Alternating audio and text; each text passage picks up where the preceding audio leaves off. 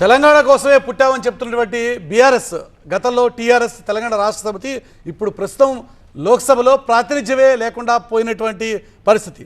TRS ఇప్పటి BRS ఇంతటి ఘోర పరాజయాన్ని ఎప్పుడూ చవి చూడలేదు. అటువంటి ఒక దయనీయమైన స్థితిలోకి బీఆర్ఎస్ నాయకత్వం ప్రస్తుతం పడిపోయింది. లోక్సభలో ప్రాతినిధ్యమైపోయింది బీఆర్ఎస్కి. పార్టీ ఏర్పాటు చేసిన తర్వాత ఇది తొలిసారి అతిపెద్ద చేదు అనుభవం. మహబూబ్నగర్, ఖమ్మం రెండు చోట్ల కూడా రెండో స్థానానికి ఆ పార్టీ పరిమితం అయితే హైదరాబాద్లో 4వ స్థానానికి ఆ పార్టీ పడిపోయినటువంటి పరిస్థితి. మిగిలిన అన్ని స్థానాల్లో కూడా బీఆర్ఎస్ 3వ స్థానంలో నిలిచిపోయినటువంటి పరిస్థితి. మెదక్ మీద మాత్రమే ప్రస్తుతం బీఆర్ఎస్ మొదట్లో కొంత ఆశ పెట్టుకుంది.